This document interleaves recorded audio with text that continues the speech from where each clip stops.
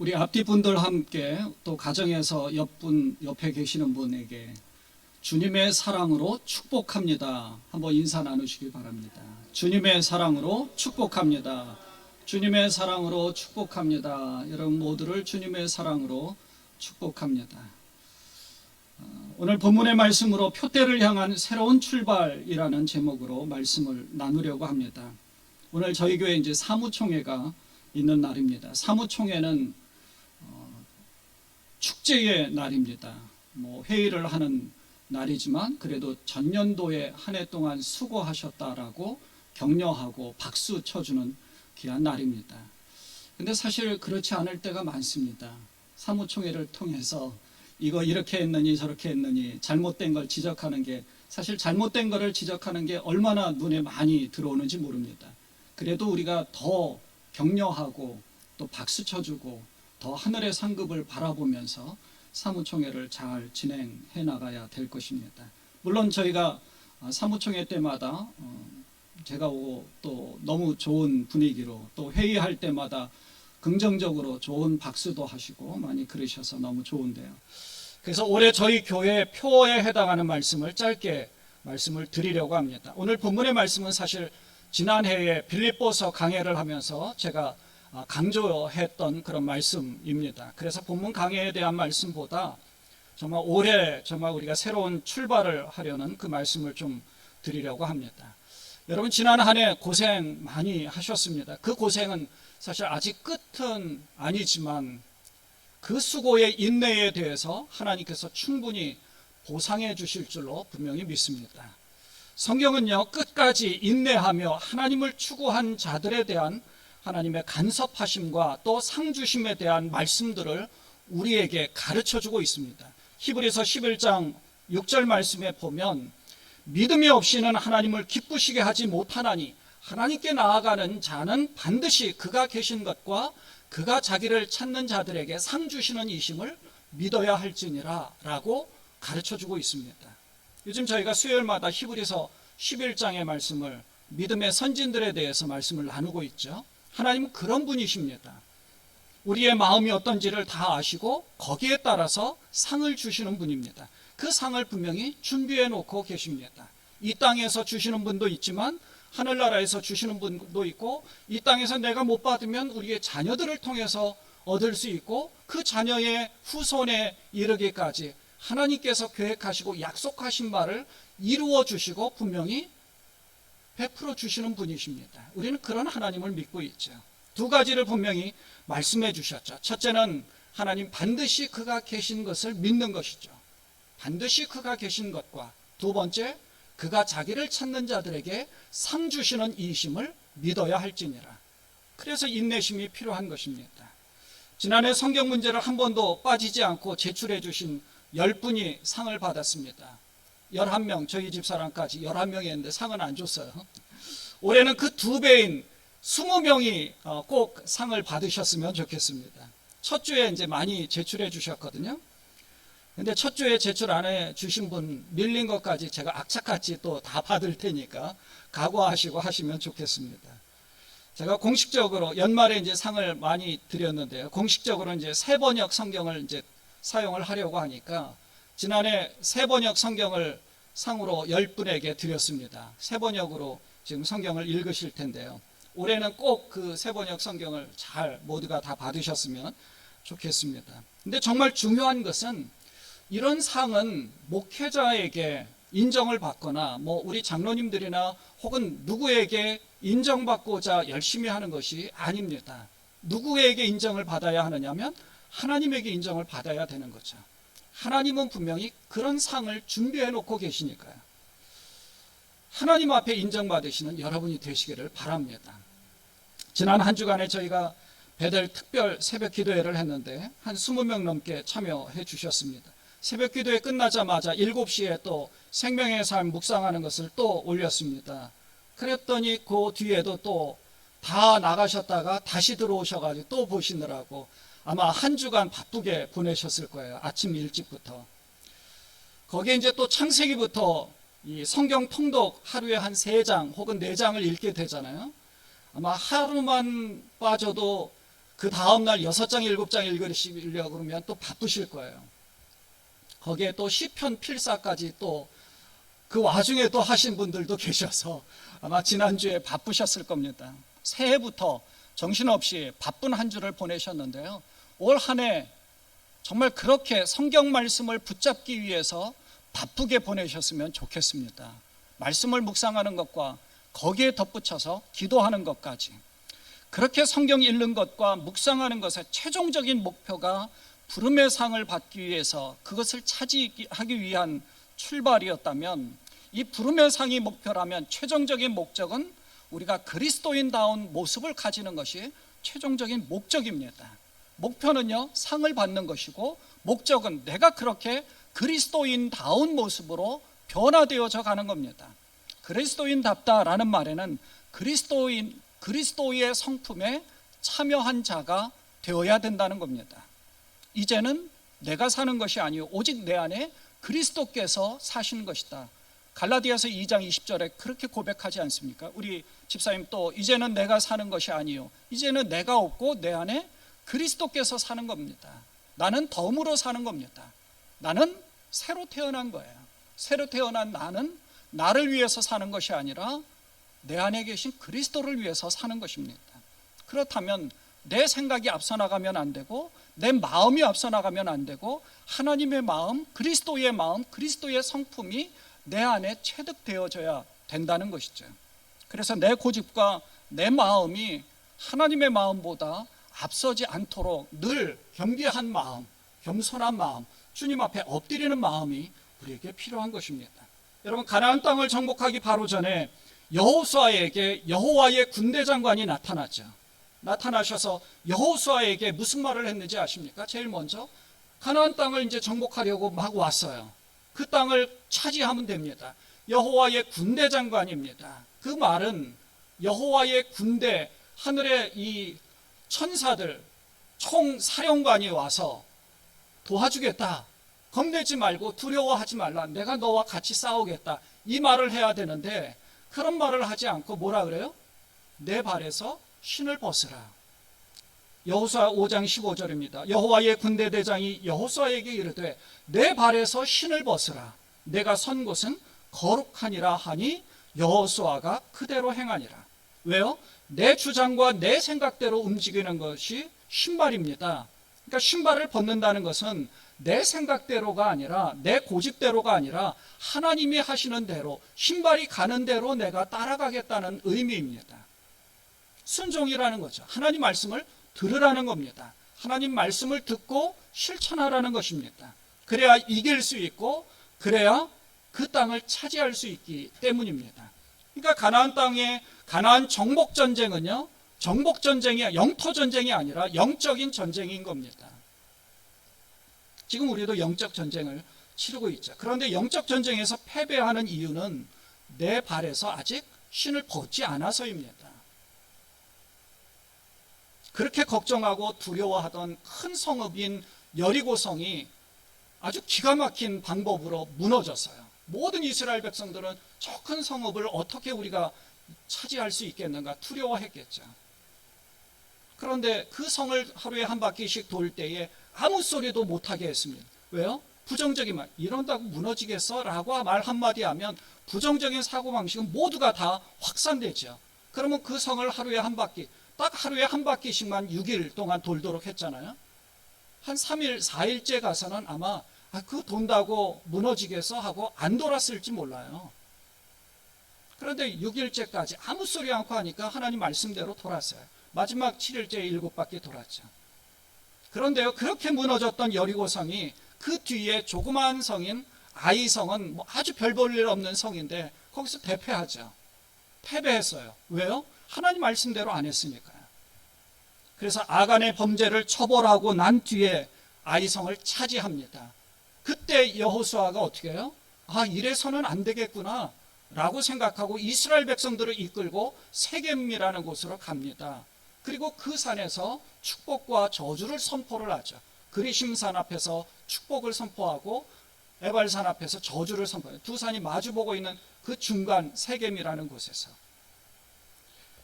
하나님이 하시는 일입니다. 하나님 앞에 영적 전쟁에서 하나님 앞에 순종하고 하나님 말씀에 귀 기울이면 승리할 수 있지만 그렇지 않으면 패배할 수밖에 없다는 겁니다. 지금 우리는 그 순간에 있는 거예요. 지난 한 해 코로나 바이러스로 인해서 우리의 삶 가운데 하나님이 얼마나 우리의 마음을 차지하고 있는지 우리는 그 스스로를 많이 한번 뒤돌아 보았습니다. 정말 하나님 중심으로 살았는지, 하나님이 무엇을 원하시는지, 정말 예수님이시라면 어떻게 하기를 원하셨는지, 어떻게 하셨을까를 생각을 많이 했죠. 오늘 본문에 보면 바울은 그동안의 복음의 확산을 위해서 수많은 업적과 교회를 많이 세웠습니다. 아주 큰 상을 받을 만합니다. 모든 사람들이 다 인정했고 또 바울을 향하여서 그 바울 선생님을 향하여서 사도와 같이 정말 예수님의 직접적인 선택이 있었던 12사도와 같은 동급이라고 생각하면서 사도의 위치에 올려놓고 바울을 의지하고 바울을 향하여서 그 바울의 말에 귀 기울이는 그런 많은 사람들이 있었습니다. 그런데도 오늘 본문에서 보면 그동안에 자기가 해왔던 수많은 업적과 교회 개척을 통한 상급들에 대해서는 다 잊어버리고 지금부터 또 새로운 부름의 상을 위하여 표대를 향하여 달려간다라고 하고 있는 겁니다. 오늘 본문을 다시 한번 읽어보겠습니다. 형제들아, 나는 아직 내가 잡은 줄로 여기지 아니하고 오직 한 일, 즉 뒤에 있는 것은 잊어버리고 한 일, 내가 한 일 뒤에 있는 것은 잊어버리고 지금부터 앞에 있는 것을 잡으려고 표대를 향하여 그리스도 예수 안에서, 분명히 얘기하잖아요. 그리스도 예수 안에서 하나님이 위에서 부르신 부름의 상을 위하여 달려가노라. 그동안의 모든 업적에 대해 하나님 앞에 인정받을 수 있다라고 교만하게 생각하지 않았습니다. 이 정도면 됐지라고 생각하지도 않았습니다. 과거에 이루었던 그 모든 것을 뒤로 하고 그건 없는 거예요. 아무것도 아닙니다. 지금이 중요한 거예요. 과거는 지금을 위해서 존재하는 겁니다. 그리고 지금은 미래를 향하여서 달려나가는 거죠. 바울은 이 빌립보서를 쓸 때는 이미 60이 넘은 고령의 나이에 감옥 안에서 언제 죽을지 모르는 그런 상태인데 빌립보 교인들에게 이렇게 써서 그들을 격려하고 있는 겁니다. 실제로 그 이후에 그 감옥 안에서 풀려났다 얼마 지나지 않아서 순교당한 것으로 우리는 추측하고 있습니다. 2021년 올해 우리 시온성교회의 표어는 표대를 향한 새로운 출발입니다. 이 말은 리셋입니다. 리셋. 여러분 리셋이라는 말 잘 아시죠? 컴퓨터나 말이 나온 김에 셀폰이 느려지고 잘 안 되는 경우가 있습니다. 그러면 저도 이 영상 촬영을 수요일마다 그걸 하다 보니까 너무 많이 저장되어 있어서 더 이상 녹화가 안 된 거예요. 사진 촬영도 안 되더라고요. 그래서 이거를 리셋하려고 그러다 보니까 모든 우리 카톡방에서 또 다 나갈 것 같아서 그냥 다른 카톡방을 다 지웠어요. 다 거기서 나왔어요. 저는 이제 저희 필사방하고 저희 교회 가족 단체 카톡방만 놔두고 저희 지방에 거기도 다 나갔어요. 하다못해 나중에 또 불러주겠지라고 생각하고. 여러분 리셋하지 않고 이제 그렇게 해서 다 지웠는데 여러분 필사방에 혹은 저희 가족방에 제가 올려놓은 거나 혹은 다른 분들이 올려놓은 사진이 너무 많이 있잖아요. 그게 메모리를 다 잡아먹거든요. 그러니까 혹시 문제가 있으시면 나갔다가 다시 초대돼서 들어오세요. 나가면은 또 왜 나가셨지 이렇게 궁금해하지 마시고요. 나갔다가 다시 초대돼서 들어오는 건 메모리상의 문제라고 생각을 하시고 그러시면 됩니다. 마찬가지입니다. 리셋이라는 것은 아무것도 없는 백지입니다. 컴퓨터를 리셋하는 것은 리인스톨하는 겁니다. 아무것도 없어요. 아무것도 없고 이전에 해왔던 모든 자료들은 다 백업을 해놓고 그 컴퓨터 안에 혹은 아이패드 안에 셀폰 안에는 그냥 백지가 되는 겁니다. 거기부터 다시 쓰기 시작을 하는 거예요. 우리의 신앙도 그렇습니다. 우리의 교회도 그렇습니다. 저희가 2007년 저희 지방회의 시온성교회가 등록한 날짜로는 2007년 6월 10일이거든요. 그때부터 지금까지 13년, 14년이 되었습니다.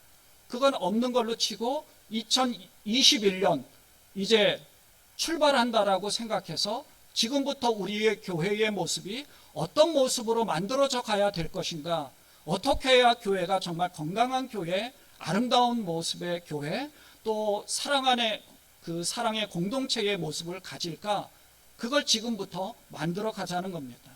여러분의 신앙도 마찬가지입니다. 내가 그동안에 하나님 말씀과 멀리 했었거나 하나님 앞에 기도하는 것이 부족했더라면 지금부터 나는 다시 태어났다. 지금부터 나는 하나님 앞에 바로 서서 표대를 향하여서 부름의 상을 위하여 달려나가는 사람이다. 이렇게 생각하고 다시 출발하자는 겁니다. 그것이 바로 표대를 향한 새로운 출발입니다. 그래서 송구영신 예배 때도 또 지난 신년 예배 때도 앞으로 우리 10년을 바라보고 출발하자라고 말씀을 드렸습니다. 또 다른 10년입니다. 또 다른 10년.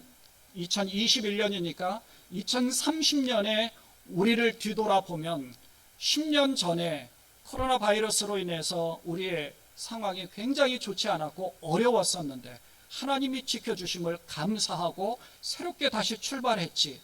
그리고 지금 우리는 이렇게 되었다라고 자신 있게 얘기할 만한 2030년이 되어야 된다는 것입니다.